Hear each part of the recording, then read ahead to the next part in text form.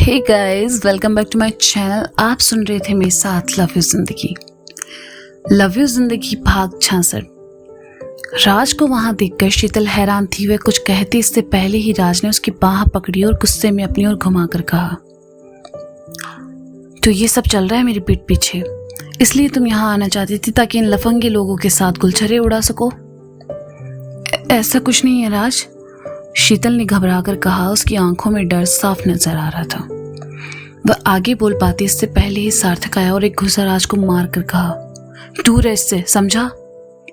सार्थक के हाथ उठाने से राज और गुस्सा हो गया। उसने आगे बढ़कर सार्थक की कॉलर पकड़ ली और कहा, क्या लगती है ये तेरी? हाँ, कौन है तू उसका? और मेरे बीच में बोलने वाला तू होता कौन है? प्यार करता हूं मैं इससे, सार्थक ने सबके सामने राज को दूसरा गुस्सा मारकर कहा। इस बार राज लड़खड़ाकर नीचे जा गिरा। उसके होठ से खून निकल आया। वहां सार्थक के मम्मी पापा भी खड़े थे। जब उन्होंने सुना तो परेशान हो गए। साथ ही शीतल अवाक खड़ी थी। सार्थक के होठों पर खून लगा था। उसने खून पोंछा और कहा, हाँ ये सच है कि मैं इससे बहुत प्यार करता हूँ और इसकी बहुत इज्जत भी करता हूँ। इसके इनकार से मेरा ईगो कभी हर्ट नहीं हुआ, बल्कि इसकी मासूमियत ने मुझे हमेशा इससे जोड़े रखा। मैं सबके सामने ये कह सकता हूँ कि हाँ, मैं इससे बहुत प्यार करता हूँ और करता रहूंगा। हमारे बीच का रिश्ता तुम जैसे घटिया इंसान को समझ नहीं आएगा। राज गुस्से से उठा और शीतल की ओर आकर कहा, देखिए अपने यार की हिम्मत, कैसे सबके सामने ये कह रहा है। मुझे तो लगता है तुम भी इससे मिली हुई हो, मन जो भर गया तुम्हारा। लेकिन तुम जैसी लड़कियां कभी किसी एक की नहीं होती है। उन्हें हर बार नया बिस्तर चाहिए होता है। देखना जल्द ही तुम इसे भी छोड़ दोगी। तुम जैसी लड़कियों को पता है क्या कहते हैं? बाजारू। राज के मुंह से ऐसी बातें सुनकर नैना का खून खौल उठा। वह जैसे ही उसकी ओर जाने लगी, अवि ने उसका हाथ पकड़कर उसे रोक लिया और धीरे से नाव में गर्दन हिला दी। शीतल को खामोश देखकर राज ने उसे बुरा भला कहना जारी रखा और उसके बाद सट्टा एक झन्नाटेदार थप्पड़ आकर राज के गाल पर पड़ा। राज बौखला सा गया। उसने शीतल की ओर देखकर गुस्से से कहा, साली मुझे थप्पड़ मारा तूने? चटाक। शीतल ने दूसरे गाल पर भी थप्पड़ मारा और गुस्से से कहा, बस एक शब्द और मत बोलना इसके आगे। राज शीतल का गुस्सा देखकर थोड़ा पीछे हट गया। नैना ने देखा तो उसकी खुशी का कोई ठिकाना नहीं रहा। वह दोनों हाथों को घुमाते हुए डांस कर रही थी। रुचिका भी उसके पास चली आई। अभी बस खामोशी से नैना को देख रहा था और मन ही मन कह रहा था, सच में पागल है ये लड़की। शीतल की आंखों में दुख से आंसू भर आए, लेकिन आज उसने अपने आंसुओं को इन आंखों से बाहर नहीं आने दिया। गुस्से से उसका चेहरा तमतमा रहा था। उसने राज की ओर देखा और कहने लगी, समझ क्या रखा है तुमने मुझे? मैं तुम्हारी खरीदी हुई कोई चीज हूं जिसे तुम जब चाहे तब इस्तेमाल कर सकते हो। ना ही मैं तुम्हारी कोई जागीर हूं जिस पर तुमने अपना कब्जा जमाया है। मैं भी एक इंसान हूं इन सब की तरह, तुम्हारी तरह, लेकिन तुमने मुझे खिलौना बनाकर छोड़ दिया। जैसे कोई खिलौने को चाबी लगाकर छोड़ दिया जाता है, वैसे ही मेरी हालत हो चुकी है। तुम्हारे हिसाब से जिंदगी जीना नहीं हो पाएगा मुझसे। प्यार करती थी मैं तुमसे, सोचती थी कि तुम जैसे भी हो कम से कम मेरे साथ हो, मेरे अपने हो। लगता था एक दिन तुम बदल जाओगे, लेकिन मैं गलत थी, बहुत गलत थी। मैंने तुमसे उम्मीद की। तुम्हारी नज़र में मेरी कोई इज्जत नहीं है। तुम जैसे चाहे वैसे मुझे नोच सकते हो, मेरा इस्तेमाल कर सकते हो और चाहते हो कि मैं एक जिंदा लाश बनकर सब खामोशी से सहती रहूं। तो मुझसे अब ये और नहीं होगा। थक चुकी हूं मैं इन सबसे, सबके सामने झूठी मुस्कुराहट लिए तुम्हें अच्छा मानते हुए थक चुकी हूं।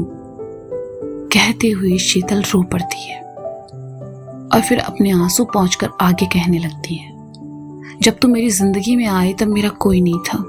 लगता था यही प्यार है। तुम्हारी हर जायज नाजायज बात पर आंख बंद करके भरोसा करती रही मैं। और आज सबके सामने तुमने मुझे बाजारू कह दिया। एक बार भी नहीं सोचा कि ये सुनकर मुझ पर क्या गुजरेगी। तुम इतने घटिया कैसे हो सकते हो राज? वो लड़की, वो हमेशा मुझसे कहती थी कि तुम मेरे लायक नहीं हो, लेकिन मैंने कभी उसकी बात नहीं सुनी। सच कहती थी वो, तुम मेरे तो क्या किसी लड़की के लायक नहीं हो। तुम किसी लड़की का प्यार डिजर्व ही नहीं करते। कहते हुए अपनी हथेलियों में अपना चेहरा छुपाकर रोने लगती है। राज उसके पास आकर जैसे ही उसे छूता है, शीतल गुस्से में उसे धक्का देकर कहती है, छूना भी मत मुझे, तुम्हारे गंदे इरादों से मैं अनजान नहीं हूं राज। मैंने तुम्हारी हर गलती, हर गुस्से को नजरअंदाज किया, लेकिन आज नहीं। आज तुम मेरी नजरों में गिर चुके हो। चले जाओ यहां से और आइंदा से मुझे अपनी शक्ल मत दिखाना। जाओ, चले जाओ, कहकर वह रोते हुए राज के सीने पर अपने आप हाथों को मारते हुए उसे धक्का देती है। हाथ में पहनी वो लाल चूड़ियां टूटकर बिखर जाती है और कुछ टुकड़े शीतल के हाथ में भी धंस जाते हैं। वह रोने लगती है। वहां खड़े सभी लोगों को उसका दर्द साफ नजर आ रहा था। गुस्से में भरा हुआ राज कभी सार्थक तो कभी शीतल को देख रहा था। नैना ने शीतल को रोते हुए देखा तो उसके पास आई और उसे गले लगा लिया। शीतल फूट फूट कर रो पड़ी और रोते हुए कहने लगी, तुम सही थी नैना, वो मेरे लायक नहीं है, वो मेरे प्यार के लायक नहीं है, वो किसी लड़की के लायक नहीं है। तुमने सुना ना उसने क्या कहा? बाजारू कहा मुझसे। उससे इतना प्यार किया मैंने, फिर भी उसने सबके सामने आज ये सब कहा। मुझसे बहुत बड़ी गलती हुई नैना, मुझसे बहुत बड़ी गलती। कुछ नहीं हुआ है, तुम एक बुरा सपना देख रही थी और आज नींद से जाग गई हो, नैना ने शीतल का सर सहलाते हुए कहा और रुचिका की ओर देखकर उसे अपनी ओर आने का इशारा किया। रुचिका नैना के पास आई तो नैना ने कहा, संभाले से, और खुद राज के सामने चली आई। बिखरे बाल, नशे से लाल पड़ चुकी आंखें, गुस्से से तमतमाता चेहरा और होठों पर लगा खून देखकर नैना ने उसके थोड़ा करीब आकर उसे दुत्कारते हुए कहा, कैसे कुत्ते जैसी हालत हो गई ना तेरी इंटेंशन तो मैंने उसी दिन भांप ली थी जिस दिन से पहली बार बात की थी, लेकिन वो लड़की देख रहा है, उसकी वजह से चुप थी। और आज तो कमाल हो गया, उसने खुद ही तुम्हें अपनी जिंदगी से निकाल दिया। कहा था ना एक दिन तुझे लात जरूर पड़ेगी। कहते हुए नैना थोड़ा पीछे हो गई तो राज ने उसे उंगली दिखाते हुए कहा, तुझे तो मैं छोड़ूंगा नहीं, देख लूंगा तुझे। राज की गिदड़ भपकी सुनकर नैना ने कहा, सुन वे लपट झंटूस, तेरे जैसे अच्छे अच्छों का बैंड बजाया मैंने। ये धमकी ना किसी और को जाकर देना, वरना ऐसा हाल करूंगी तेरा कि लड़की को नजर उठाकर देखने से पहले 7 बार सोचेगा। मैं शीतल नहीं हूं बेटा, ना ना ना ना, बिल्कुल नहीं। मुझे शीतल समझने की गलती मत कर लेना, वरना जिंदगी भर पछताएगा। रही बात मुझे देखने की, तो बाबू तेरे सामने खड़ी हूं, जितना देखना है देख ले, क्योंकि उसके बाद तू देखने लायक बचेगा नहीं। तेरी तो मैं। कहते हुए नैना जैसे ही उसकी ओर बढ़ी, अवि ने उसे रोक लिया और कहा, नैना कंट्रोल योरसेल्फ। घंटा कंट्रोल करूं मैं इसके सामने? कहते हुए नैना साइड हुई और उसके बाद कहने लगी, इसके जैसे लोगों ने ही प्यार को बदनाम कर रखा है। अच्छे खासे लोग भी ना प्यार करने से पहले 10 बार सोचते हैं। एक सीधी सादी लड़की इन जैसे लौंडों में अपना प्यार ढूंढती है, खुशी ढूंढती है, अपना जीवन साथी ढूंढती है, और इनको लगता है हमसे अच्छा तो कोई है ही नहीं। इनको ये लगता है कि मुझसे पट गई है मतलब किसी से भी पट जाएगी, तो उस लड़की के पर ही काट देते हैं, जिससे वो ना उड़ पाए, ना फिर उन्हें ऐसे फंसाते हैं कि लड़की कभी इनके चंगुल से निकल ही नहीं पाती। जिससे प्यार करते हैं उसे गाली देना, उस पर हाथ उठाना कहाँ की मर्दानगी। एक लड़की जब तुमसे प्यार करती है तो सबसे पहले वो चाहती है कि रिस्पेक्ट, लेकिन तुम जैसे हरामी लोग पहले उसकी धज्जियां उड़ाते हैं। एक लड़की ना तुम्हारा पैसा चाहती है ना तुम्हारे महंगे तोहफे, वो चाहती है बस तुम्हारा थोड़ा सा प्यार। और उस वक्त लेकिन नहीं, ये सब छोड़कर तुम इन्हें क्या देते हो?